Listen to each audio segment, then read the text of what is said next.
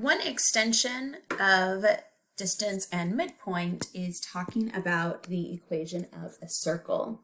So we know that the center of any circle is going to be through its diameter. So let's say that we know the diameter of a circle has endpoints -1, -4, and 5, -4.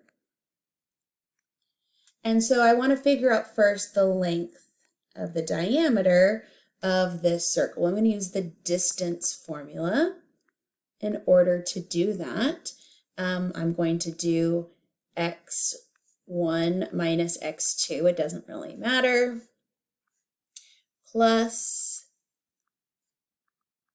y1 minus y2. As long as I'm consistent, I can plug in whatever I want to.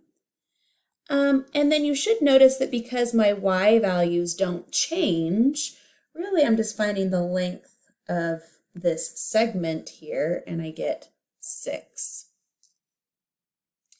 Now I can use the midpoint formula to find the center.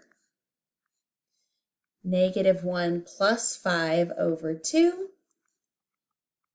-4 plus -4 over 2 gives me 4 over 2, or 2, and -4, which makes sense that it would be at -4 because my y's don't change again. And it also makes sense that I would go over 3, or that the diameter would be in half to find the midpoint. Therefore, if my diameter is 6, my radius is 3. That makes sense because that's where the midpoint is. And then the center is right here as well. And we can write the equation of this circle. Let's go ahead and draw in maybe 3 and 3. And draw in the circle. And we can write the equation of the circle using this formula right here. So I write x, I keep x because x always changing on your circle. Okay, there's many x values that can be there, but I'm going to center it at the x value of 2.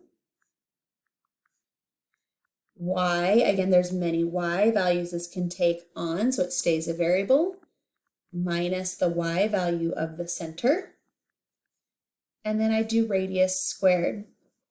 Now, if you notice, this is the distance formula in squared form because the radius of your circle is the center, and that distance formula, going round and round and round, will find all the other dots on your circle.